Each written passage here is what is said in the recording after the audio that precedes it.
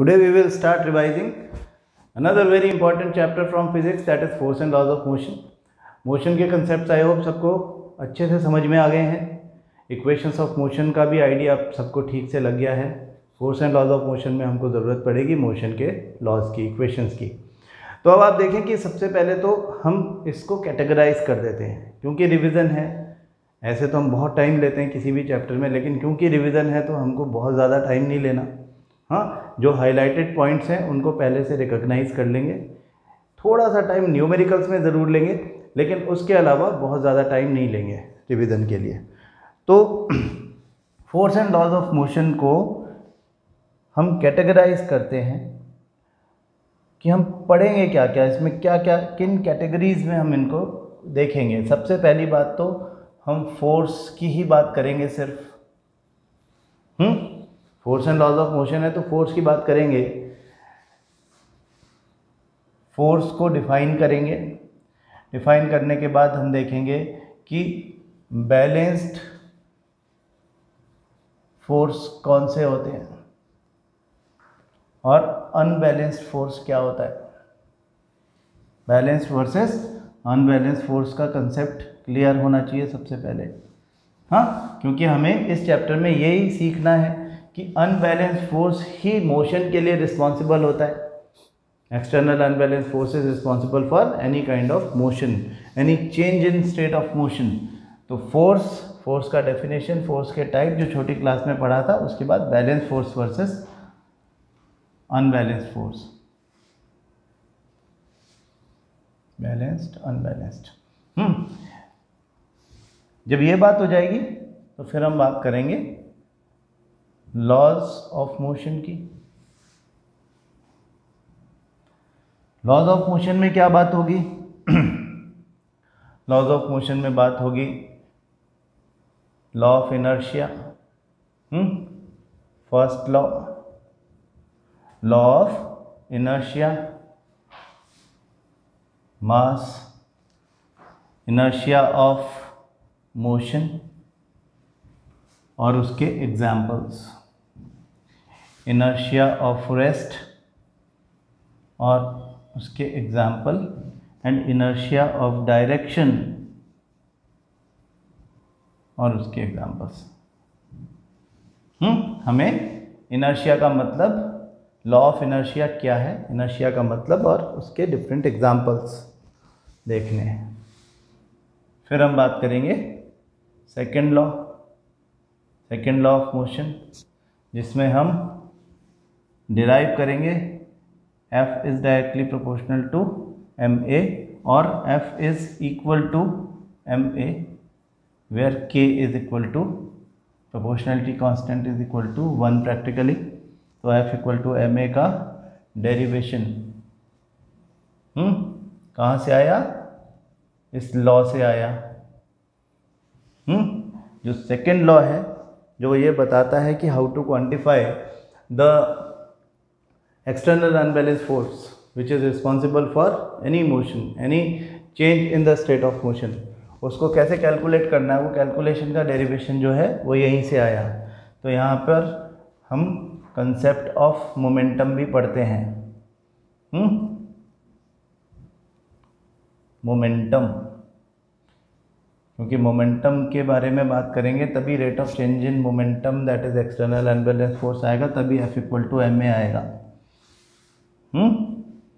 और very importantly इनके application,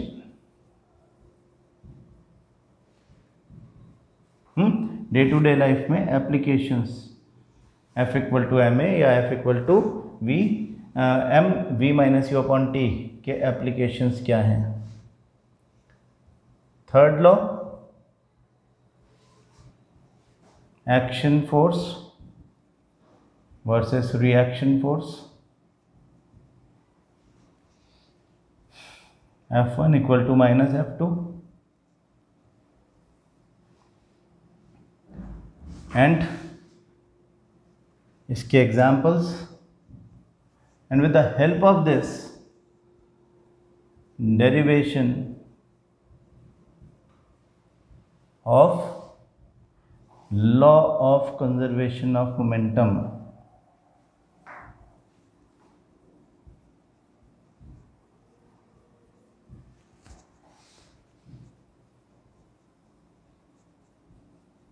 ये बातें हमको करनी है।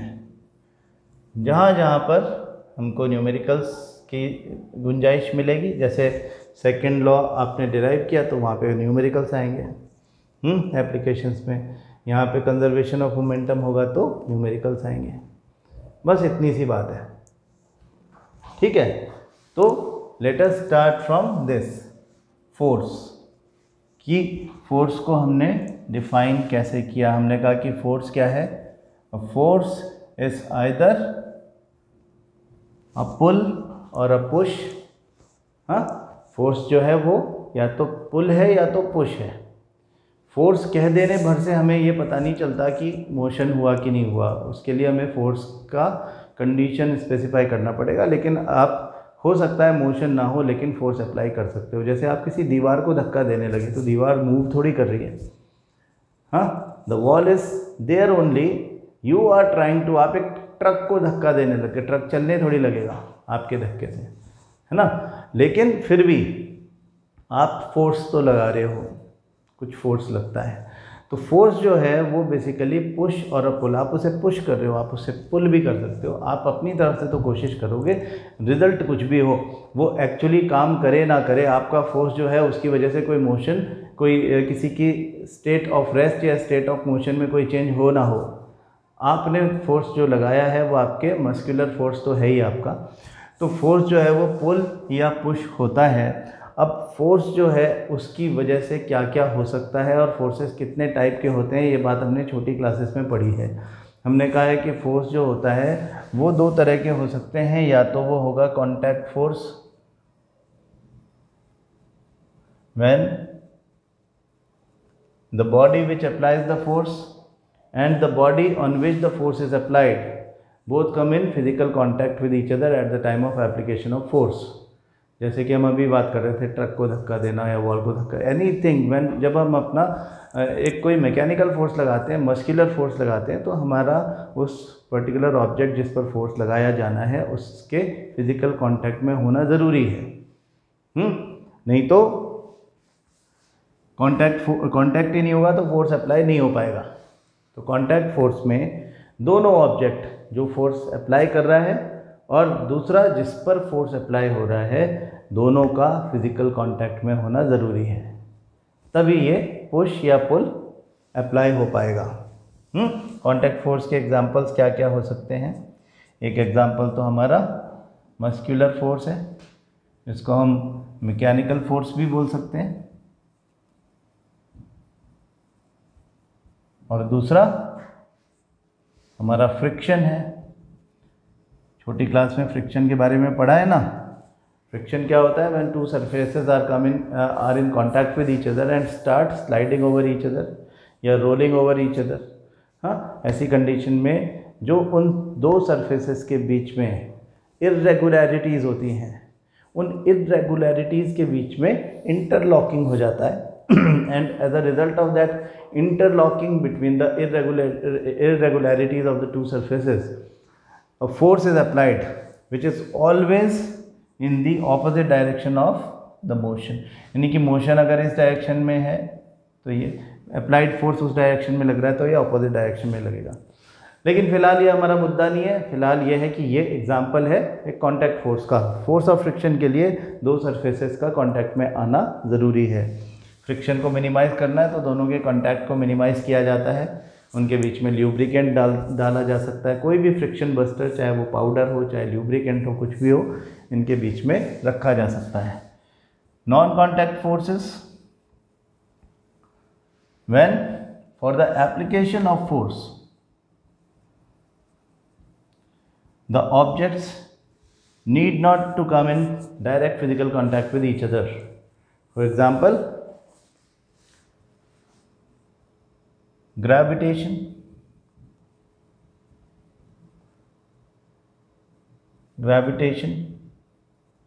ग्रेविटेशनल फोर्स दो ऑब्जेक्ट्स के बीच में लगता ही रहता है। आपने ग्रेविटेशन चैप्टर भी पढ़ा हुआ है।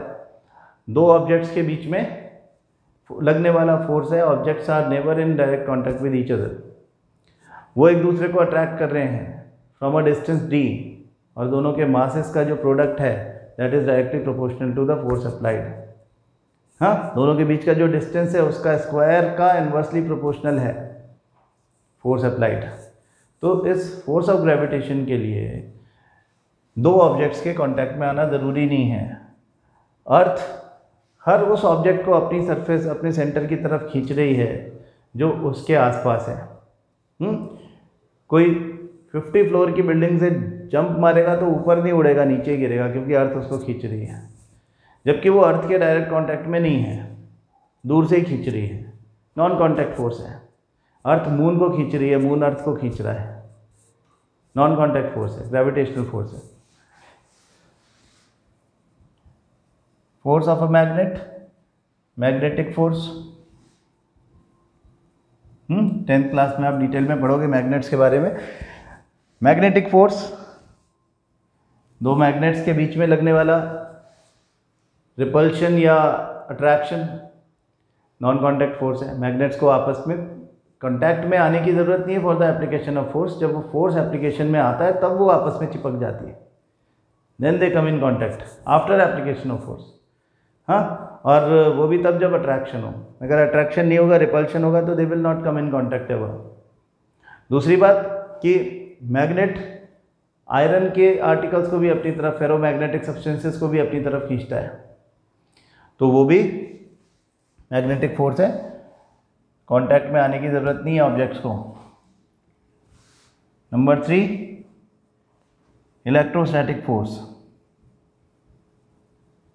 इलेक्ट्रोस्टैटिक फोर्स यानी वो फोर्स जो कि चार्जेस के बीच में लगता है, चार्ज पार्टिकल्स के बीच में, आयंस के बीच में लगने वाला force, electrostatic force. Charge surfaces के बीच में लगने वाला फोर्स। इन तीनों के लिए डायरेक्ट फिजिकल कांटेक्ट की ज़रूरत नहीं होती, इसलिए इनको नॉन कांटेक्ट फोर्स बोलते हैं। इनके लिए डायरेक्ट कांटेक्ट की ज़रूरत है, इसलिए इनको कांटेक्ट फोर्सेस बोलते हैं। What a force is capable of, कोई फोर्स क्या क्या कर सकता है। A force can create motion, एक ऑब्जेक्ट जो रेस्ट पर है उसे मोशन पे भेज सकता है। ऑब्जेक्ट एट रेस्ट मतलब the object which is stationary, रुका हुआ है, उस पर फोर्स लगा करके हम उसको चला सकते हैं। चलते हुए ऑब्जेक्ट को रोक सकते हैं। Object in motion can be converted to rest position, can change the direction, we can change the direction of force, direction of motion with the help of a force। सीधा जा रहा है, इधर मोड़ना है, इधर मोड़ना है, फोर्स लगाना पड़ेगा। हाँ, can slow down a moving object, कोई ऑब्जेक्ट चल रहा है उसको, उसकी स्पीड कम की जा सकती है, और we can speed up a moving object with the help of a force। Apart from that, the force, हालांकि वो बात मोशन से रिलेटेड नहीं है, but a force can also change the shape of an object। A force is capable of so many things।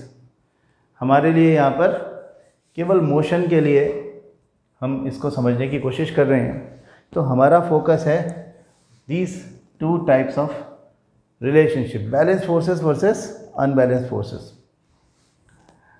ये concept मैं आपको याद दिलाना चाहता हूँ, this is the most important thing, कि when an object is placed at a particular surface and you are applying a force, समझो आपने एक फोर्स लगाया F1, तो ज़रूरी नहीं है कि आपके फोर्स लगाते ही ये ऑब्जेक्ट अपनी पोजीशन चेंज करे और मूव करने लग जाए।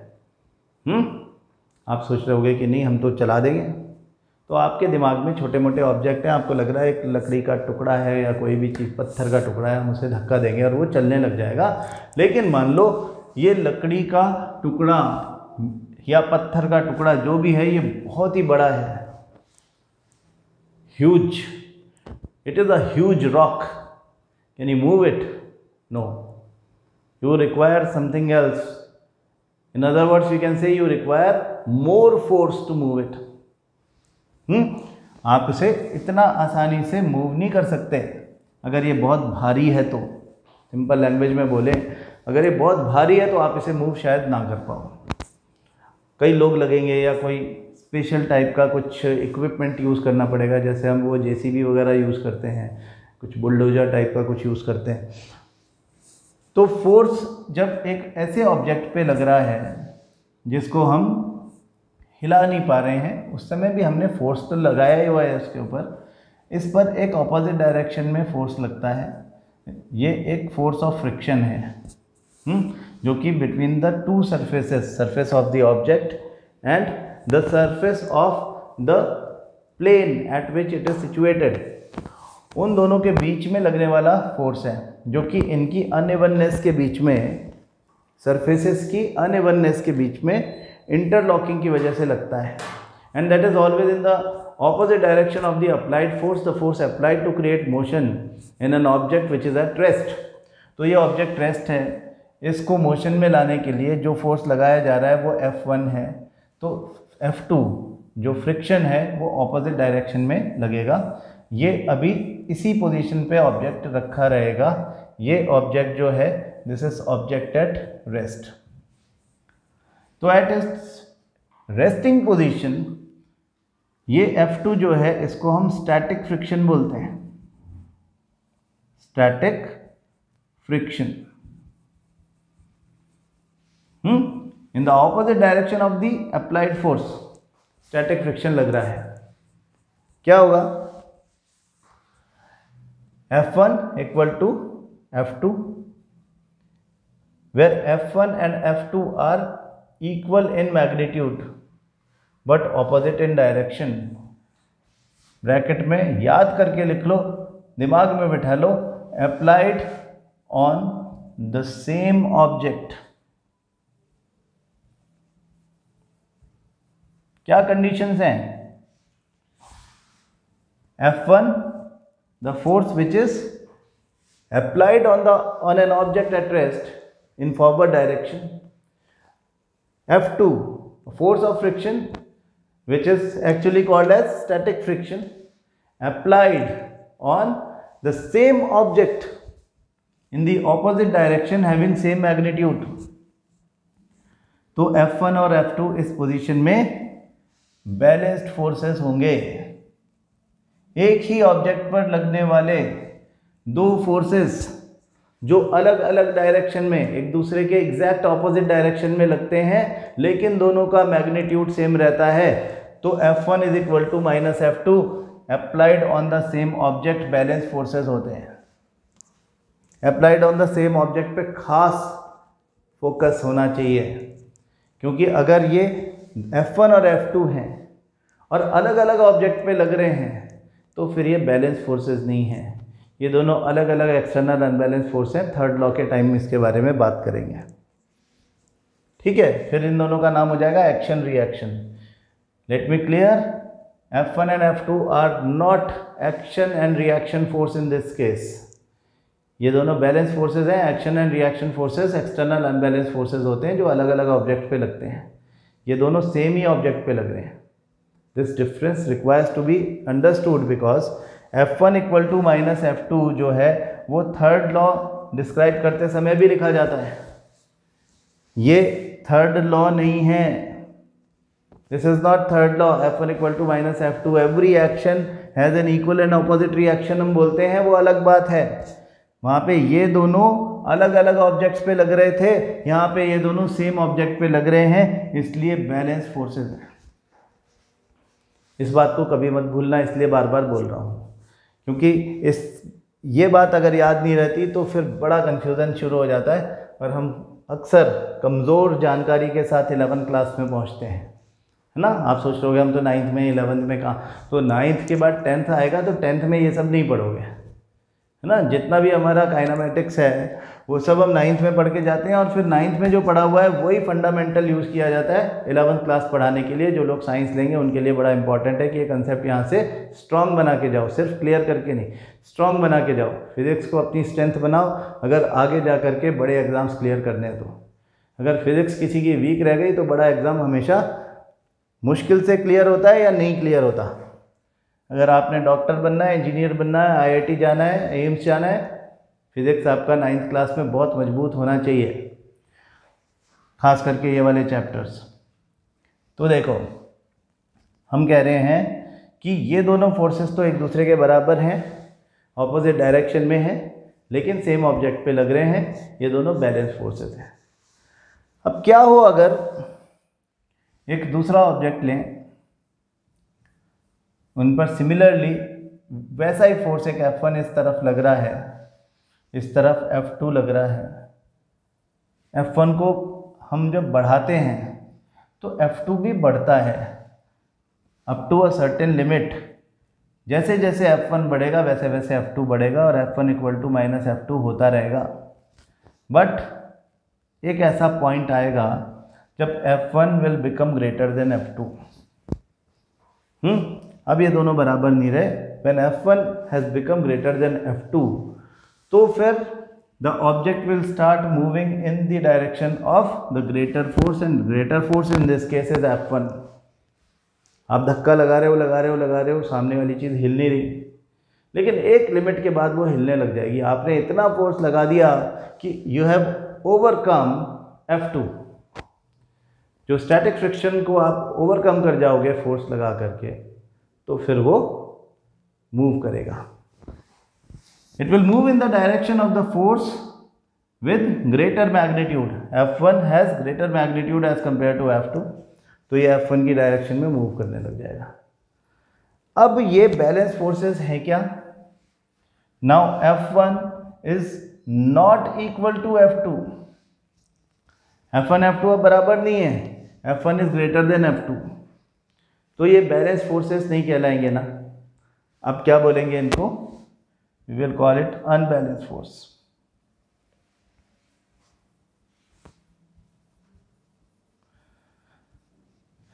तो ये जो फोर्स आपने लगाया है, ये ऑब्जेक्ट इस फोर्स की वजह से चल रहा है। तो आप बोलोगे कि ये फोर्स तो पहले भी था। फोर्स यही नहीं था पहले, आपने इसे बढ़ाया है। पहले फोर्स का मैग्नीट्यूड 10 न्यूटन था समझो, और ये भी 10 न्यूटन था। तब तक ये दोनों बैलेंस फोर्सेस थे। फिर ये 10 न्यूटन ही रहा और ये बढ़ के 15 न्यूटन अगर हो गया, तो अब ये अनबैलेंस फोर्स इसलिए हो गए क्योंकि फॉरवर्ड डायरेक्शन में लगने वाला फोर्स बैकवर्ड डायरेक्शन में लगने वाले फोर्स से ज़्यादा बड़ा है। और this is not equal to this. ये पहले वाला F1 है, ये बाद वाला F1 है। बाद वाला F1 को ही हम कंसीडर कर रहे हैं अभी कि which is greater than the F2, जो एक लिमिट के बाद अब इसको संभाल नहीं सकता, तो वो कम पड़ जाता है, फॉरवर्ड डायरेक्शन में मूवमेंट होने लग जाती है। तो ये वाला जो फोर्स 15 न्यूटन वाला जो F1 है, इसको हम एक्सटर्नल अनबैलेंस फोर्स बोलते हैं। This is external unbalanced force.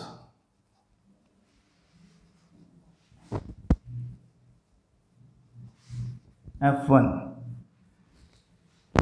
और इसने क्या किया? इसने एक रुके हुए ऑब्जेक्ट को चला दिया। इसके पहले जो F1 था 10 न्यूटन वाला, वो नहीं चला पा रहा था इसको, because it was in balance with F2। F1 F2 के साथ पहले जब वो 10 न्यूटन था, तब 10 न्यूटन के F2 के साथ में वो बैलेंस था। लेकिन जैसे ही F1 की वैल्यू इतनी बढ़ गई कि F2 कम रह गया उसके, तो हम कहते हैं कि now F1 is the external unbalanced force which will create motion in an object's position which is at rest of position of rest या position of motion में जो चेंज कर दे, या position of direction में जो चेंज कर दे, वो force external unbalance force है। In the chapter force and laws of motion we talk only about this external unbalance force. हाँ, बैलेंस फोर्सेस से हमें कोई मतलब नहीं है, क्योंकि वो मोशन में कंट्रीब्यूट नहीं करते। ना तो किसी चलते हुई चीज़ को रोक पाते हैं, ना किसी की स्पीड चेंज कर पाते हैं, ना तो किसी रुके हुए ऑब्जेक्ट को चला पाते हैं। तो जो बातें हम कहते हैं कि फोर्स कर सकता है, वो सब बातें मोशन के कंटेक्स्ट में ये नहीं करते unbalance force, balance forces. Unbalance force से ही ये काम होगा। तो हमारे लिए इम्पॉर्टेंट फोर्स जो है वो यही वाला है, एक्सटर्नल अनबैलेंस फोर्स। तो अब जब भी हम फोर्स बोलेंगे तो हम एक्चुअली एक्सटर्नल अनबैलेंस फोर्स की ही बात कर रहे होंगे। ये कंसेप्ट क्लियर है ना सबका? किसी का क्लियर नहीं हो तो आज ही फ़ोन करके पूछ लेना कि मेरे को बात समझ में नहीं आई। फ़ोन करने में शर्म आती है तो व्हाट्सएप पे लिख के भेज देना, मैं आपको लिख करके आंसर दे दूंगा, लेकिन concept should be very clear. ठीक है, अब जब हमको ये समझ में आ गया कि external unbalance force is required for what, external unbalance force is required for motion. अगर किसी रुके हुए ऑब्जेक्ट को चलाना है तो एक्सटर्नल अनबैलेंस फोर्स लगाना ही पड़ेगा।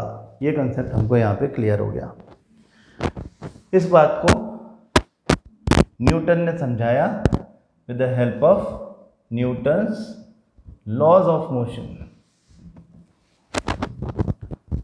हाँ, न्यूटन ने कुछ एक्सपेरिमेंट्स करके अपने लॉज ऑफ मोशन पॉइंट किए। उनका जो फर्स्ट एक्सपेरिमेंट था जिससे फर्स्ट लॉ ऑफ मोशन निकलता है, जिसको हम लॉ ऑफ इनर्शिया बोलते हैं, वो कुछ ऐसे एक्सपेरिमेंट्स पर बेस्ड था जो गैलीलियो ने किए थे।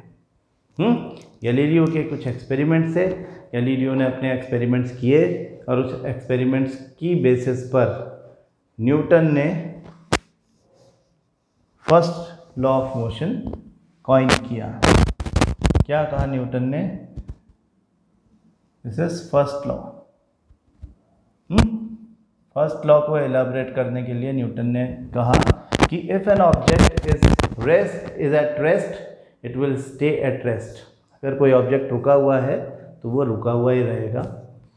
If N object is moving with the constant velocity it will keep on moving with the same velocity until unless some external unbalanced force, जो हम ऊपर बात कर रहे थे,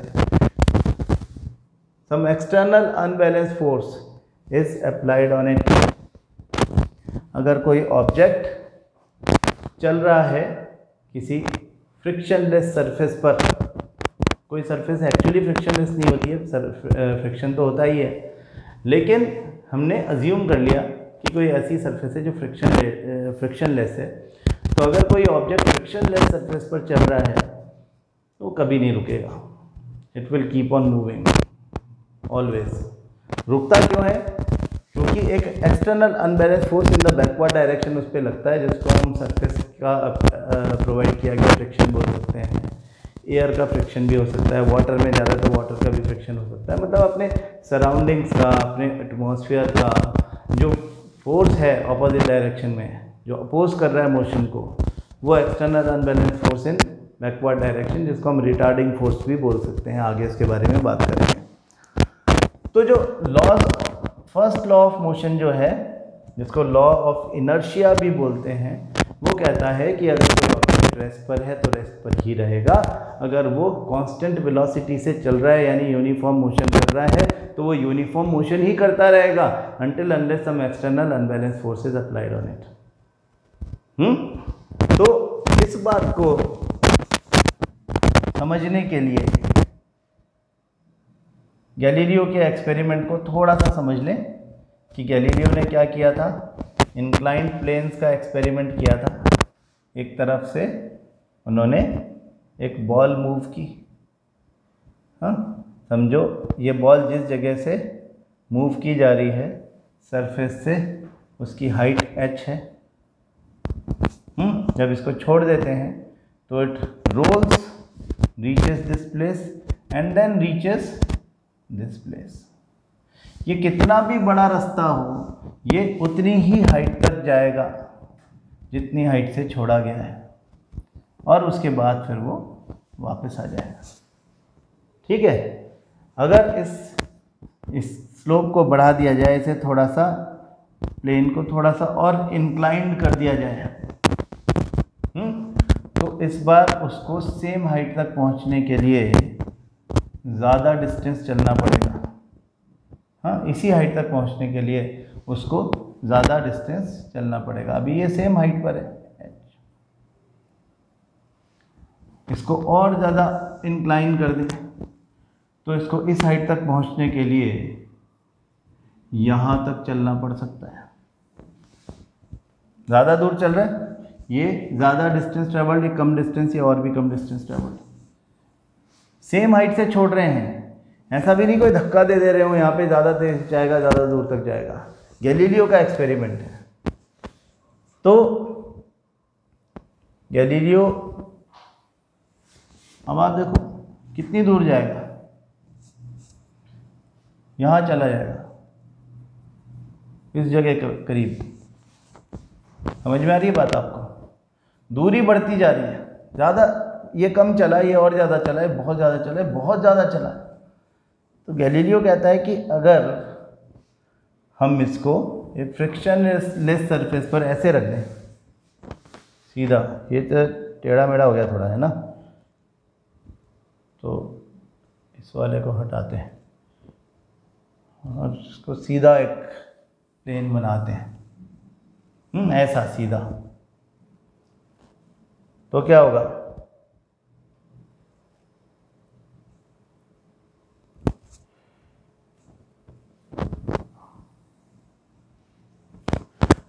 तो गैलीलियो कहता है कि ये यहाँ से छोड़ी हुई बॉल चलती चली जाएगी, ये रुकेगी नहीं कभी भी। If this surface is frictionless, अगर इसको फ्रिक्शन नहीं रोकता है, हवा भी नहीं है, वैक्यूम में चल आप अगर ऐसा कर रहे हो, हाँ, यानी कि अगर इस पर ऑपोजिट डायरेक्शन में कोई फोर्स नहीं लगा इसे रोकने के लिए, ऑपोजिट डायरेक्शन में कोई एक्सटर्नल अनबैलेंस फोर्स नहीं लगा, तो ये कभी नहीं रुकेगी, हमेशा चलती रहेगी। तो न्यूटन ने इस कंक्लूजन को समझा दिया फर्स्ट लॉ ऑफ मोशन में, और उन्होंने कहा कि अगर कोई ऑब्जेक्ट कांस्टेंट वेलोसिटी से चल रहा है तो कांस्टेंट वेलोसिटी से चलता रहेगा, और अगर रुका हुआ है तो रुका ही रहेगा until unless some external unbalanced force is applied on it। Newton's first law of motion याद रखो, हमें importance of external unbalance force बताता है। वो बताता है कि ये अगर नहीं होता तो जो ऑब्जेक्ट रुका है वो रुका ही रह जाता, और जो चल रहा है वो चलता ही रह जाता। जो किसी पर्टिकुलर डायरेक्शन में चल रहा है वो अपनी डायरेक्शन भी चेंज नहीं कर पाता। यानी अनबैलेंस फोर्स चाहिए हमको अगर हमें मोशन क्रिएट करना है, तो बैलेंस फोर्सेस से कुछ नहीं होगा। In absence of balance forces, हाँ, in absence of unbalance forces, motion में किसी तरह का चेंज पॉसिबल नहीं है। ये बात हमको यहाँ पे समझ में आती है। 3 अलग अलग टाइप के इनर्शिया की बात की गई थी यहाँ पे। सबसे पहले तो इनर्शिया है क्या? हमने कहा इनर्शिया जो है that is the tendency of an object to oppose a change in its state of rest और स्टेट ऑफ मोशन। इनर्शिया को हम कैसे समझते हैं कि inertia is the tendency of an object. हाँ, किस बात की tendency? To oppose a change. हाँ, किस में change? In its position of rest और मोशन। हाँ, पोजीशन ऑफ के बजाय एक बेटर वर्ड यूज़ कर लेते हैं, स्टेट ऑफ। हाँ, इन इट्स स्टेट ऑफ रेस्ट और मोशन। अगर ऑब्जेक्ट रेस्ट पर है तो वो तब तक रेस्ट पर रहेगा जब तक एक्सटर्नल अनबैलेंस फोर्स नहीं मिलता। ये बात हमने फर्स्ट लॉ में समझी। तो इनर्शिया क्या है कि किसी भी ऑब्जेक्ट की टेंडेंसी है कि अगर आप उसकी स्टेट ऑफ रेस्ट चेंज करने जाओगे, स्टेट ऑफ मोशन चेंज करने जाओगे, तो वो उस आपके एफर्ट को अपोज करेगा। जैसे आप किसी ऑब्जेक्ट को हिला रहे हो तो देखो आपको बहुत ताकत लगानी पड़ी, शुरू में तो वो हिला भी नहीं, बाद में वो हिला। जब आपने स्टैटिक फ्रिक्शन को ओवरकम किया तब जाके आपने अप्रोप्रिएट एक्सटर्नल अनबैलेंस फोर्स उस पर आप लगा पाए और फिर वो चलने लगा। तो the tendency of an object to oppose a change in its state of rest और स्टेट ऑफ मोशन। ऑब्जेक्ट चल रहा है, आप उसे रोकना चाह रहे हो तो वो रुकना नहीं चाहेगा, वो कांस्टेंट वेलोसिटी से चलना चाहेगा, वो अपोज करेगा आपके एफर्ट को। अगर वो रुका हुआ है वो रुका ही रहना चाहेगा, वो फिर आपको अपोज करेगा आपके एफर्ट को। आपको बहुत ज़्यादा फोर्स लगा करके, एनर्जी लगा करके उसे चलाना पड़ेगा। उसे रोकना है तो भी आपको बहुत ज़्यादा फोर्स, बहुत ज़्यादा एनर्जी लगानी पड़ सकती है, और अगर आपको उसका डायरेक्शन चेंज करना है तो भी आपको बहुत ज़्यादा एनर्जी लगानी पड़ सकती है, बहुत ज़्यादा फोर्स लगाना पड़ सकता है। तो इसका मतलब कि इनर्शिया जो है वो हर किसी ऑब्जेक्ट की टेंडेंसी होनी चाहिए, चाहे वो कितना भी छोटा चाहे कितना भी बड़ा हो। यस, लेकिन जो एक्सप्रेशन ऑफ इनर्शिया है वो मास है। मास मतलब इनर्शिया। आप ये समझ लो कि जितना ज़्यादा मास होगा किसी ऑब्जेक्ट का, उसे हिलाना उतना ही मुश्किल होगा। ये तो आपका प्रैक्टिकल एक्सपीरियंस होगा कि आप भारी चीज़ों को बड़ी मुश्किल से हिला पाते हो, हल्की चीज़ों को आसानी से हिला पाते हो। कंपेयर भारी वर्सेस हल्की। जो भारी चीज़ को आप बड़ी मुश्किल में हिला पाए या आप हिला ही नहीं पाए, वो इसलिए हुआ क्योंकि उनके मासेस ज़्यादा थे। भारी मतलब मैसिव, जिनके मास ज़्यादा हों। जिसका मास ज़्यादा होगा उसका इनर्शिया ज़्यादा होगा, क्योंकि मास और इनर्शिया एक ही बात है। तो जो भारी होगा उसे हिलाना इसलिए मुश्किल है क्योंकि उसका इनर्शिया ज़्यादा है, यानी उसकी tendency to oppose a change in its state of rest और स्टेट ऑफ मोशन ज़्यादा है। अगर ऑब्जेक्ट रुका हुआ है, आप उसे हिला नहीं पा रहे हैं, तो उसके पीछे रीज़न सिंपली ये है कि उसका इनर्शिया यानी उसका tendency to oppose any effort in its state of rest ज़्यादा है। तो भारी चीज़ आसानी से नहीं हिलेगी, जिसका मास ज़्यादा होगा उसका इनर्शिया ज़्यादा होगा। ठीक है। हल्की चीज़ बड़ी आसानी से हिल जाती है। हल्की चीज़ को आप पुश करोगे, इट विल मूव, खींचोगे, it will move, you can change its direction at your will. जब आप चाहें आप हिला सकते हैं, लेकिन भारी चीज़ों के साथ में ऐसा आप नहीं कर सकते। तो जिनका इनर्शिया ज़्यादा है वो ना तो आसानी से चलाए जा सकते हैं, ना आसानी से रोके जा सकते हैं। हाँ, एक बच्चा छोटी सी साइकिल चला रहा है, आप उसको पीछे से पकड़ लेते हो, वो चला ही नहीं पाता बेचारा।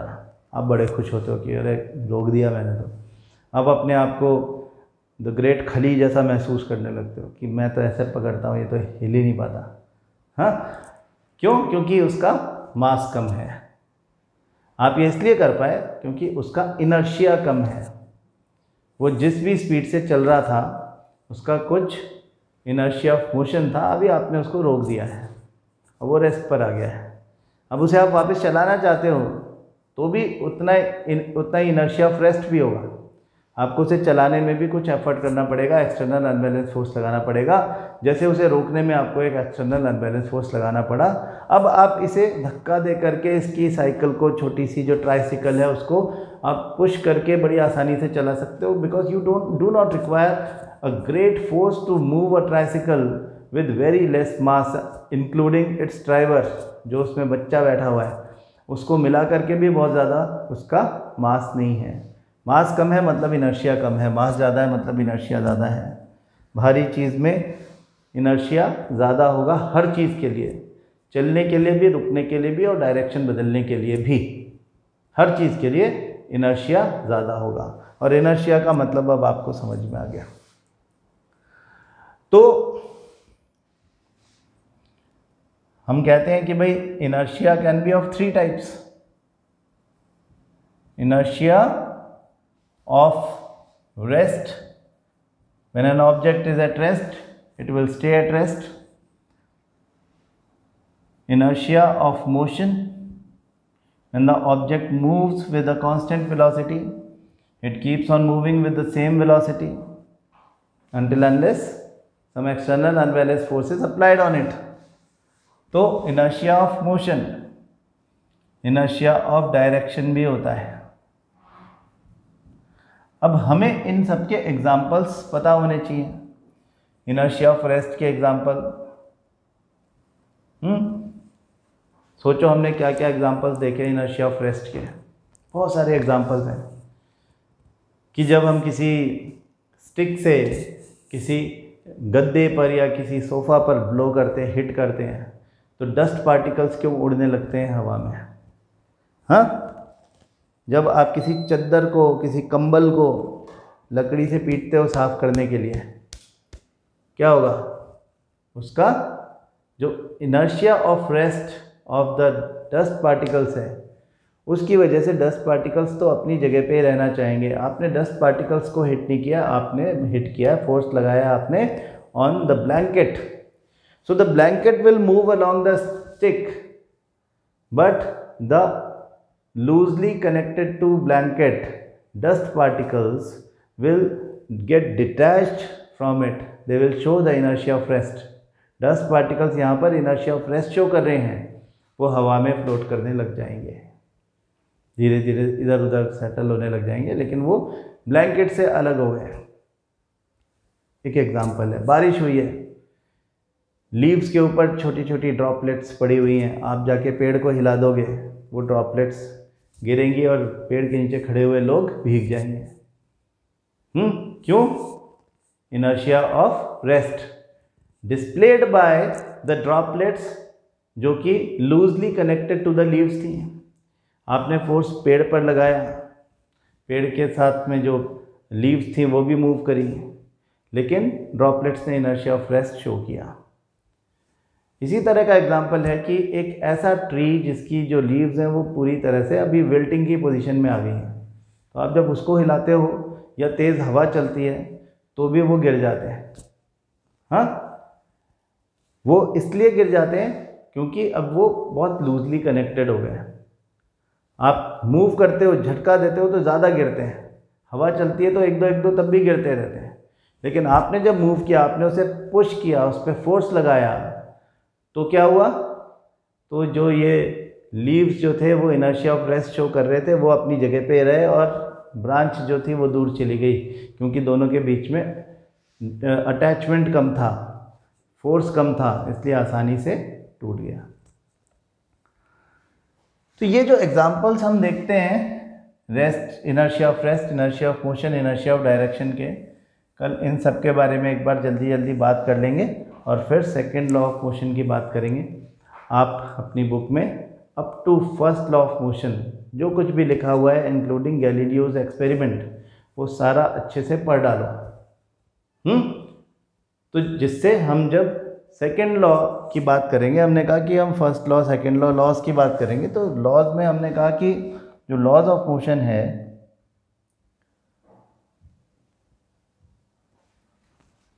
जो लॉज ऑफ मोशन है उसमें सेकेंड लॉ के साथ में हम एक तो मोमेंटम की बात करते हैं, F equal to m a की बात करते हैं, लेकिन इसके साथ जब F equal to m a के एप्लीकेशंस पढ़ेंगे तो एक बड़ा इंपॉर्टेंट एप्लीकेशन है कि we can justify first law of motion with the help of second law of motion, F equal to mass into acceleration.